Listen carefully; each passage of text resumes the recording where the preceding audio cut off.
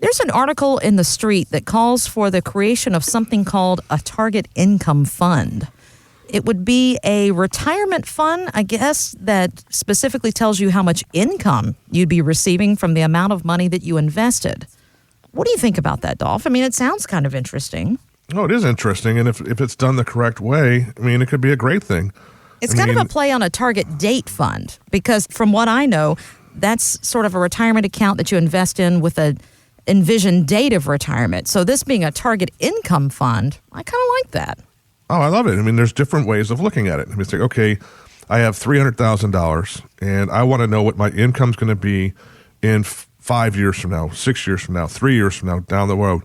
How comforting would it be to know exactly your worst case scenario to have that fund would be? Kristen, you put this $300,000 in there, you know in 4 years from now you're going to get X amount of dollars for the rest of your life, and 5 years from now. Is that a good thing? That's a great thing. So why do people don't like it so much? I don't know. It sounds good to me. Why do brokers not like this? Why do investors not like this? Why do people talk so many bad things about this? This is strictly called an income annuity. An income annuity is where you put X amount of dollars in. They're going to tell you day one, not day 369, not day 5,000, whatever. Day one, what your worst case scenario of what that target income value is going to be every year for the next 10 years. Now, what makes that so bad? I mean, when you're doing your planning and you say, hey, here's $200,000 I want to use towards college fund for my kids in 10 years, how much am I going to receive? They're going to tell you that. Now, if that's a negative thing, okay, shoot me down right now, but it's knowing what you're going to have versus guessing what you're going to have in the future. So, Dolph, all of that makes sense, and we're talking about this target income fund, which I don't know all the specifics of that, but pretty much what you do is that. You are putting together retirement income plans so that people know how much income they will have coming in when they are not working, how they are paying themselves in retirement. So it sounds like a similar concept. Oh, it is a similar concept because when you're looking at someone's portfolio, it's their money. It's no more important to them than it is anybody else in this world. And you got to look at it, and there's 4 different ways you have to look at that portfolio.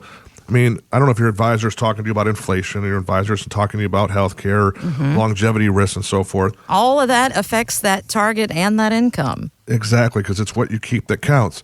Now, 4 things when you're coming into this thing is like, okay, do you have enough liquidity to live with today? Part of your portfolio. The other portion is like, do I have growth for tomorrow? And then the next portion is, do I have enough income to cover my life expenses and have more money, enjoy my lifestyle? And then do I have that never money, that money you never plan on touching, but God, it's nice to know it's there. It's nice to know you have that money in case of a medical emergency, in case of a home emergency, in case of any kind of emergency. So planning properly, that's what you should look at your portfolio. It's not a one-size-fits-all, because at the end of the day, you have to have your portfolio diversified. And when we do second opinions and we give different diversification portfolios, it's all about one thing: protecting, knowing, and taking away guessing.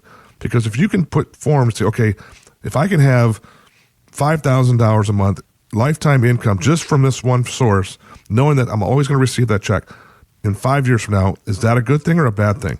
I personally think that's a wonderful thing, because now you know you have that check, and then you have Social Security on top of that. So you have your guaranteed income of X number down the road. By having that number there allows you, now you know what money you can put towards growth, and now you know what money you can put towards never money to protect in all different aspects. Knowing versus guessing. That's part of the book I was talking about, a big chapter in my book about knowing versus guessing, knowing what you're going to have down the road versus guessing what you're going to down the road, because guessing can ruin your future. And feel free to click on clearincomeforlife.com day or night to find out more. On behalf of Dolph Janis and the entire team at Clear Income Strategies, thank you so much for making the Income Strategy Show a part of your weekend here on News 1110 and 99.3 WBT.